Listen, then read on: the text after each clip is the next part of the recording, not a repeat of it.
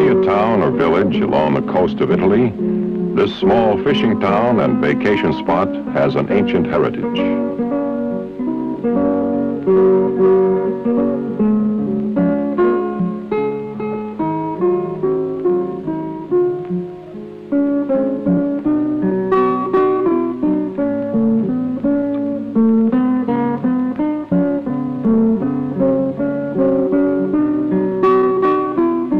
Its roots reach back into the worldly glory of the Roman Empire. It was then, as it is now, a minor port facing out onto the Tyrrhenian Sea.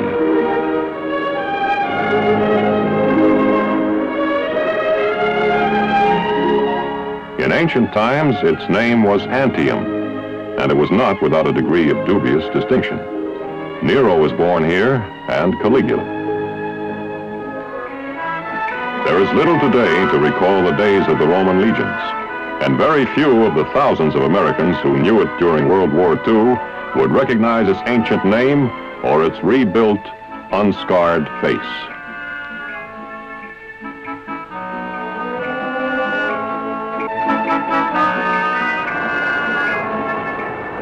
Time and peace have had nearly 2 decades to do their healing work. There has been peace, and much that is past has been mercifully lost to memory.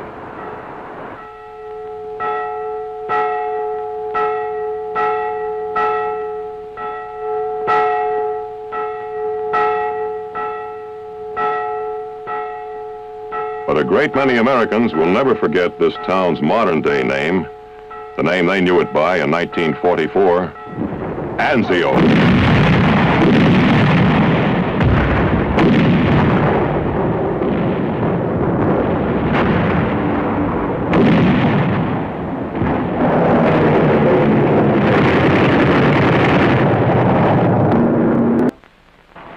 In 1943, it was one of our strategic aims to draw as many German forces as possible away from the Russian front and French coastal areas and to contain them on the Italian peninsula while liberating as much of Italy as might be possible with the means at our disposal.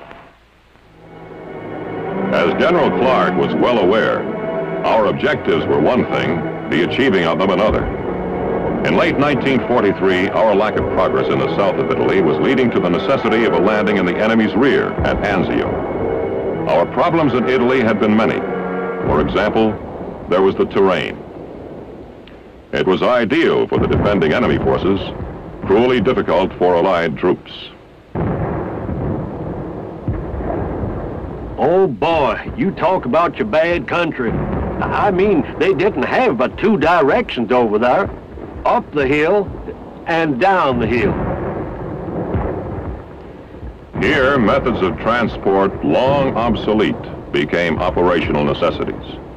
It was this kind of hostile, perpendicular country which led one Allied officer to comment, "What you need to fight a war over this ground is an army of bulletproof kangaroos." The kangaroos, to be effective, would have had to be amphibious as well as bulletproof, for uncrossable rivers and blown bridges were prime facts of life. The enemy really knew his job.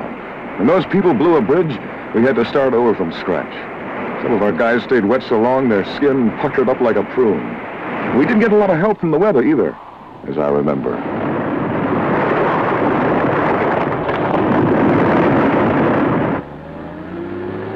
By midwinter, the Allies' advance toward Rome had bogged down.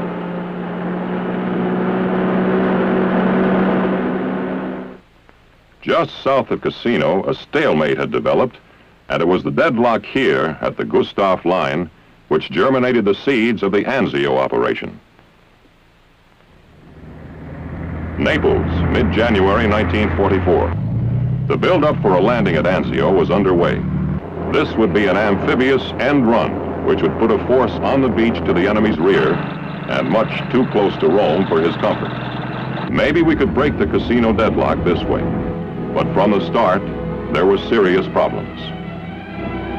It had the looks of a very chancy operation. For one thing, when all the begging, borrowing, and scrounging were done, there were only 38 LSTs for the sea lift. What that meant was the initial landing force was going to have to be dangerously small. 2 divisions. 2 more to come on the second trip. 6th Corps, that was us, under General John P. Lucas, drew the honor. It was a gamble for everybody concerned, but it had to be taken. By 21 January 1944, the task force was moving toward Anzio. The 2 divisions were well chosen. The British 1st Infantry had been through Dunkirk, the American 3rd had fought through Tunisia and Sicily. But at this point, all was doubt, speculation.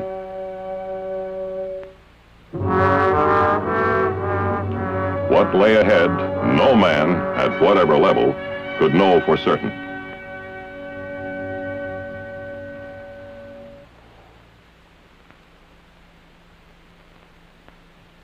By the time it got late on the 22nd, we were already putting people on the beach. I made the Salerno landing before, and I was all set in my mind for this to be just as bad. I kept waiting for them to open up with the heavy stuff, but it didn't happen. I didn't get it. But I sure wasn't complaining. Unbelievably, the landing was almost completely unopposed. The enemy's reserve divisions near Rome had been drawn south by an Allied attack on the casino front designed to do just that. By an ironic bit of timing, the Germans had called off their 24-hour coast watch on the very night when the task force was approaching Anzio. Equally ironic was this: we had achieved complete surprise, and we didn't know it.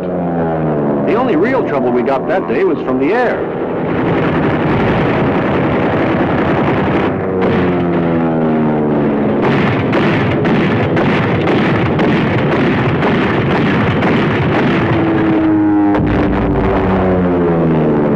They did some damage, but they only had something like 350 planes in the whole area. We had about 2,000. So they couldn't do too much. Still, at the time, it seemed like enough.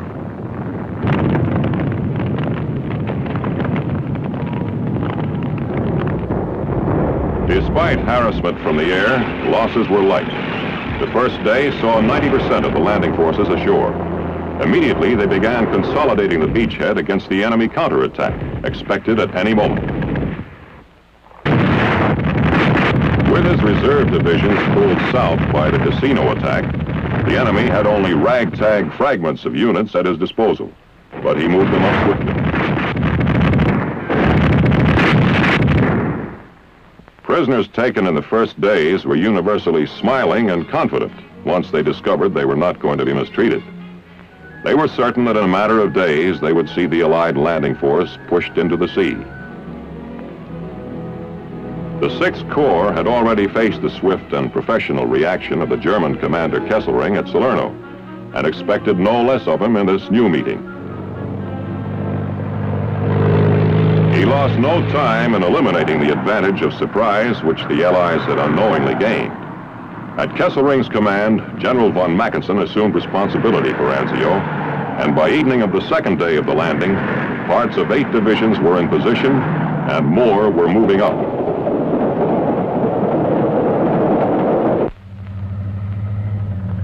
Beginning at dawn, 4 days after the first landing, the Allied force set out to push farther inland, enlarging the beachhead.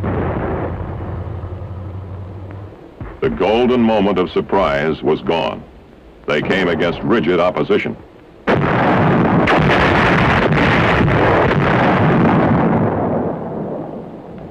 It was a foretaste of things to come. In 3 days of fighting, the perimeter was extended somewhat, but the cost was high.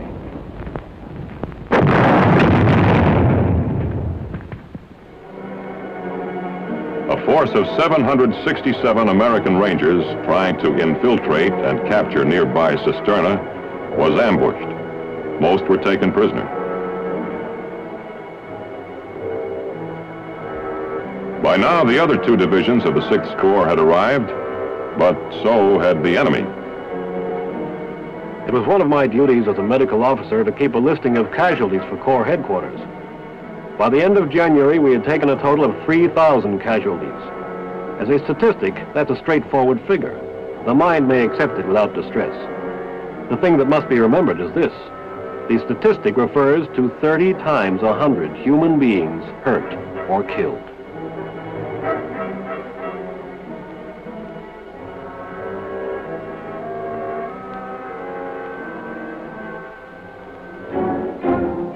The Allied offensive ground to a stop, and the Anzio forces went on the defensive. Bad weather came. This meant no air cover. This meant enemy forces building up without hindrance. A counterattack was inevitable, and we got ready for it. But barbed wire and mines, so helpful to a force on the defensive, were in somewhat short supply.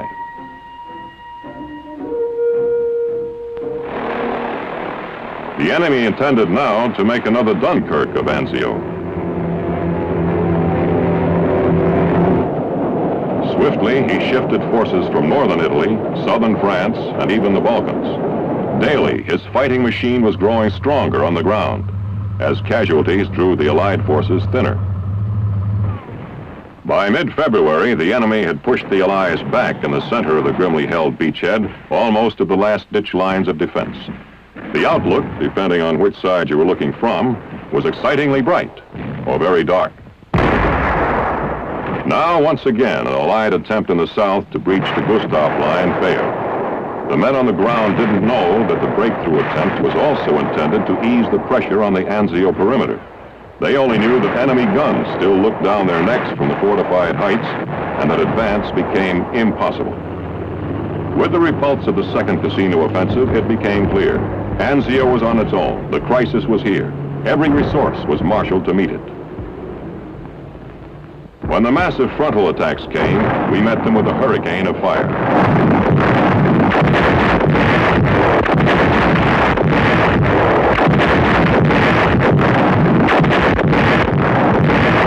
Heavy and well-directed naval gunfire played an important part in holding back the enemy tide. The Anzio front was so close to the sea that naval guns became infantry support weapons.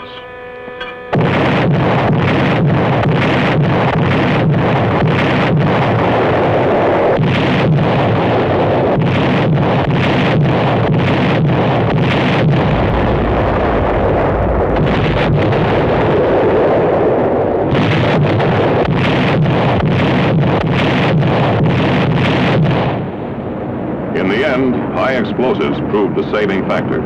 Artillery, naval shelling, and ton after ton of bombs. Limited by Hitler's personal plan to a narrow front, the enemy force was doomed to spend itself against a solid wall of explosives.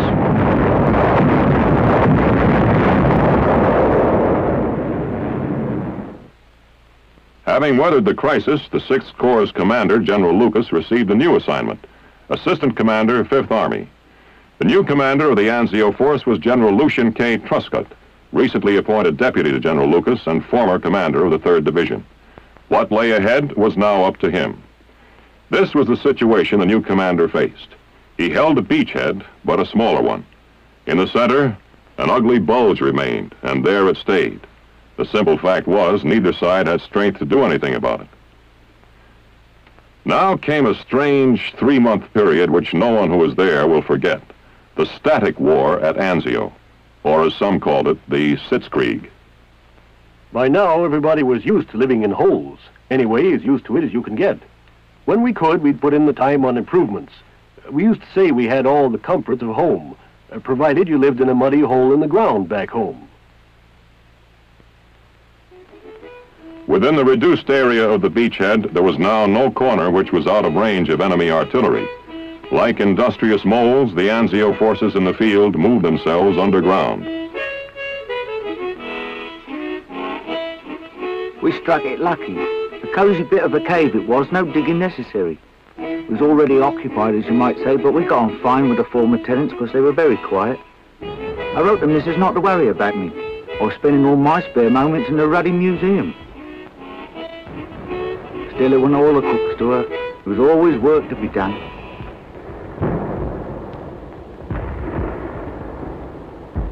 There was work, plenty.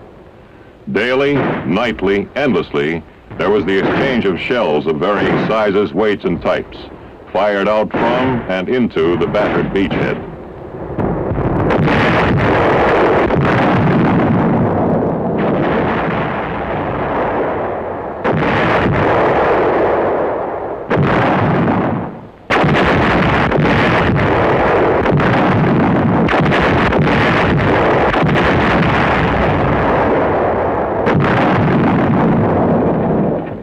I don't know. Sometimes you gotta get a different slant before you really see a thing. But you know what I mean.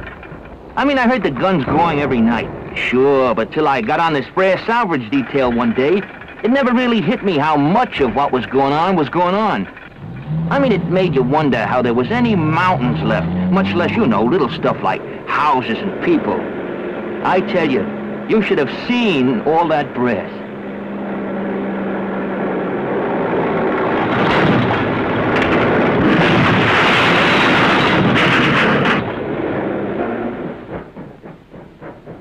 It was during this period that Anzio and Nettuno became especially well known, though not popular among the inhabitants of the beachhead.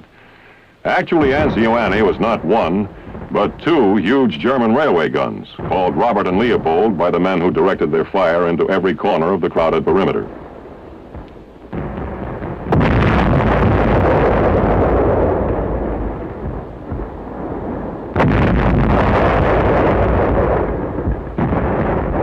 There were no rear areas at Anzio. Wherever you were, if you were above ground, you could be reached by artillery. That's why you could find a strange pipe sticking about the driveway of an Italian villa. A breather pipe, an air vent. And with the aid of the Corps of Engineers, our headquarters at Anzio went underground.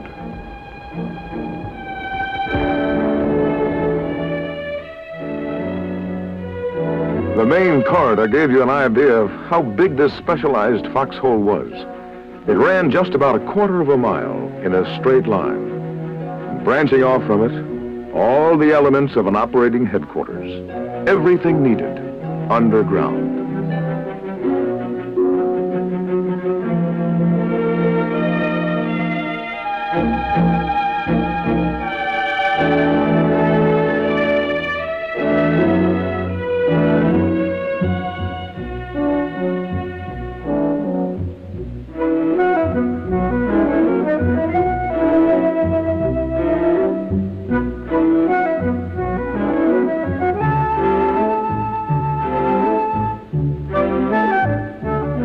Tunnels, natural caves, all were put to use and glad to get them.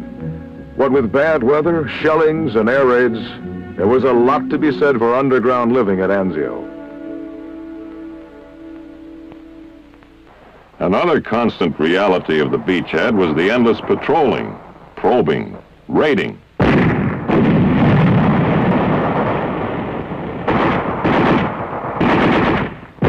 Mostly we went at night, but sometimes it'd be a daylight raid.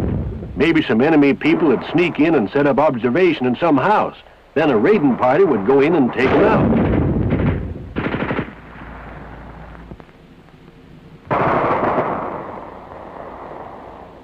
It was a regular thing. You didn't get used to it, but at least you got where you understood what you were doing.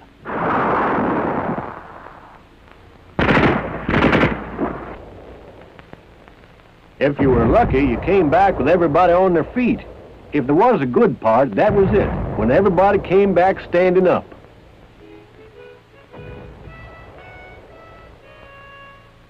There was a right funny side to it all, though. These propaganda sheets we used to get were always good for a chuckle. I don't know yet what they hope to accomplish.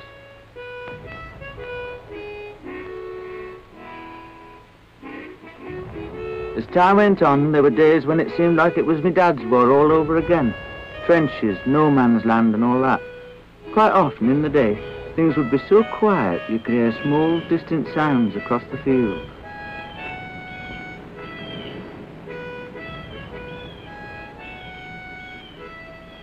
Mind you, though, night time was something else again.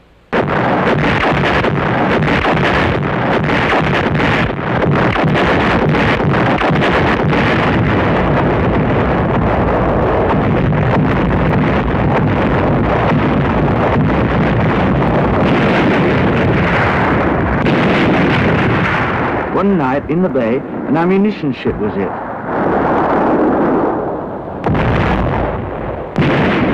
Like a great big fireworks display. It wasn't good to think of the people who'd been on her.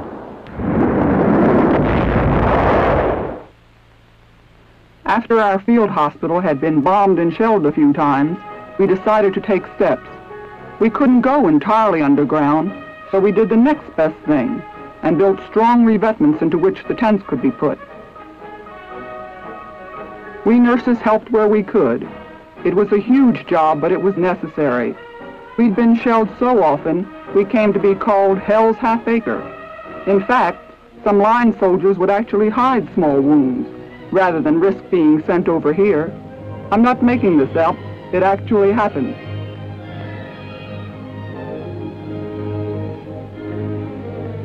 Strange things happened on occasion. There was the teenage German lad we found trying to get among the ships with a one-man submarine device. He seemed much too young to be out on such business. They sent some men round to where the thing was beached to bring it in. Funny looking thing. Really not much more than one torpedo to ride on and another one underneath to shoot. Ruddy propellers started up when they started to tow it. Livening up their afternoon all right. Well, there were some jolly good sprinters among them lads.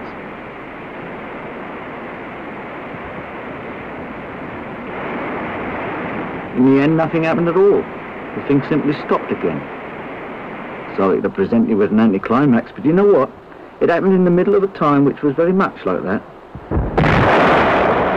As spring approached, Anzio was the scene of massive buildup for the breakout which would have to come. Despite harassing fire, the unloading of ships went on. There was a moment when there were so many supplies on the beach that this little Italian fishing port rated 7th among the great ports of the world. Now the static war at Anzio was approaching its end. Commanders were formulating the plans which would break the Anzio forces out and set them on the road to Rome. As spring came on, there were special classes in the care and use of specialized items of destruction.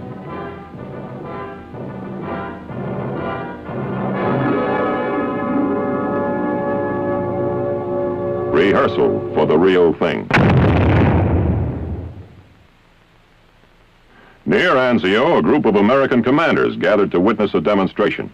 The 3rd Division commander, General Iron Mike O'Daniel, gave a graphic description to General Clark. As well he might, since it was a device of his own inventing which the officers had come to see. The old man called it a battle sled, and that was pretty accurate. All it was, you had a bunch of foxholes, only they were steel, and rigged up for towing behind a tank.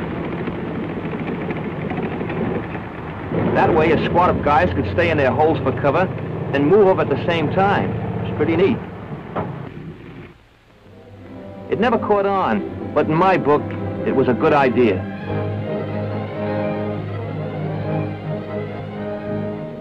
In the South, the Allied strength had grown. It was now possible to mount an all-out push against the Gustav line. It came pretty early, a feeling that this time we were going to make it. Don't ask me where we got the idea, because it was still us on the low ground and them on the high. The terrain hadn't gotten any better, and their aim hadn't gotten any worse. Just the same, the feeling was there. This time, we were going to make it.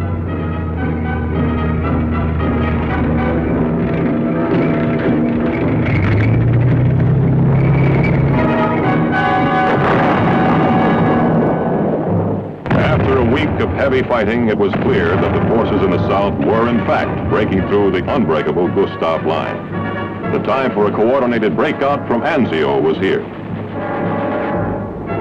May 23rd, 1944, the Anzio breakout begins. The days of the Sitzkrieg at Anzio are at an end, and the days of the beachhead itself nearly so.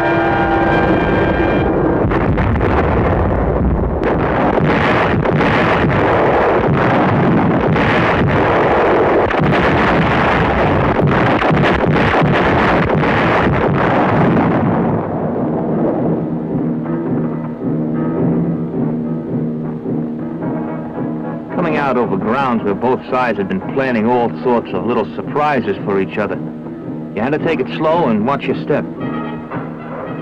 So it started slow, but at least we were moving at last.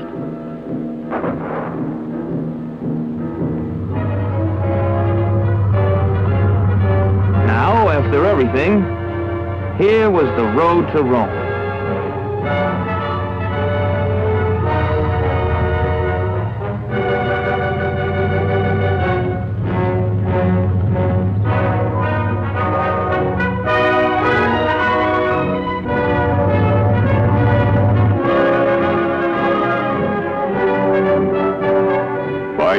4th, 1944, American troops were entering Rome.